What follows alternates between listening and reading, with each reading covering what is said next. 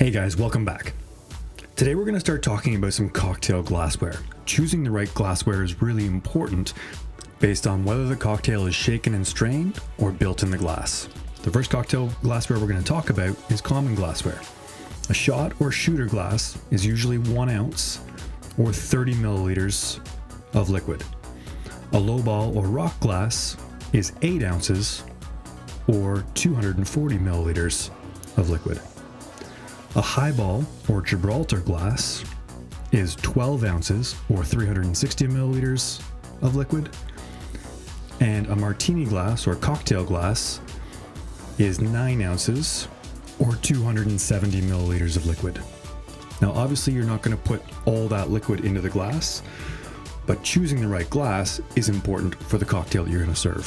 For both the lowball or rock glasses or the highball or Gibraltar glasses, both of these glasses are going to be used when you're serving the drink either built over ice, which means you're putting the ice in first, then pouring the liquid in second, or you're going to shake and pour the drinks into these glasses. Either way, the ice needs to be what we call 3 cubes over, which means when you fill the glass up, you can see 3 cubes over the top of the rim of the glass. This makes sure that the correct balance happens in the cocktail and we're not watering down the drink. Some of your guests will approach you and ask you for just a half a glass of ice because they don't want their drink to get watered down, when in fact, the opposite is true. If they have a half a glass of ice, the smaller quantity of ice will melt faster than if the glass is full. If a half a glass of ice is served, then more mix will be added to the drink. Let's take the example of a rum and coke. A rum and coke is 1 ounce of rum to 4 ounces of mix. If you serve your rum and coke in a lowball glass with 3 cubes over the rim of the top of the glass, then you can perfectly fit 1 ounce of rum to 4 ounces of coke. If you serve your rum and coke with just a half a glass of ice, it means there's way more room to put the coke in. You're still only serving 1 ounce of rum, but you now have room for 7 ounces of coke, which means the drink tastes weak. If you've ever gone into a bar and ordered a drink and thought, I think the bartender forgot to put any alcohol in this drink, the truth is, the bartender probably put the right amount of alcohol in, they just didn't understand the importance of the right amount of ice in a drink. This is one of the most common mistakes made by new bartenders. Always make sure that if your drink has mix in it, like a rum and coke would be the mix, that the glass is completely full of ice, or in other words, you can see 3 cubes over the top of the rim of the glass. Next, we have a brandy snifter, which is a short-stemmed glass meant to enjoy warm brandy after dinner. Then we have a footed mug, which is used for specialty coffees served after dinner.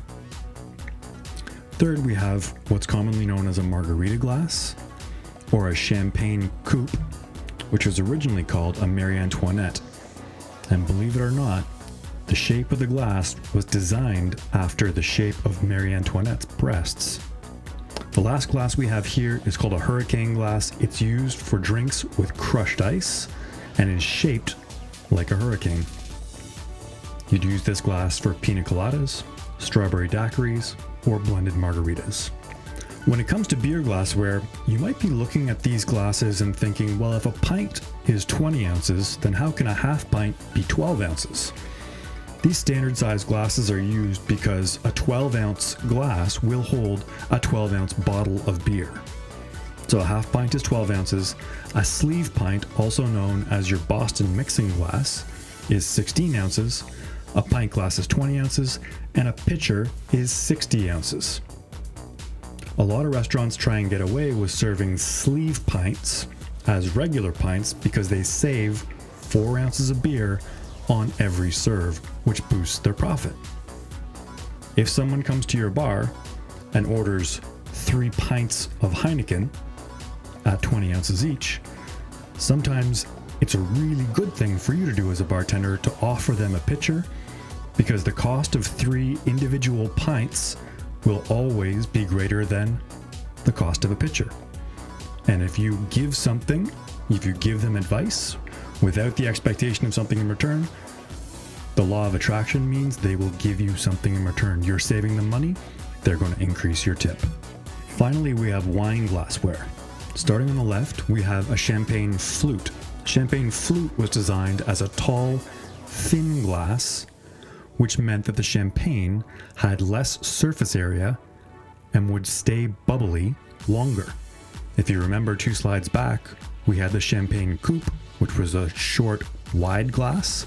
The champagne would lose its carbonation very quickly. So the champagne flute, the tall, thin glass, was designed to keep the champagne carbonated for longer. Next, we have a white wine glass, which is typically a short, small bowled glass to keep the wine cold, followed by a red wine glass, which is slightly taller, and a wider rimmed bowl so that we can maximize the oxidation or maturing of the wine. Finally, we have a carafe or a decanter, which is something you pour the wine into in advance so that it can oxidize or mature before the person or party starts to drink it. A good rule of thumb is you always serve wine to the widest point in the glass.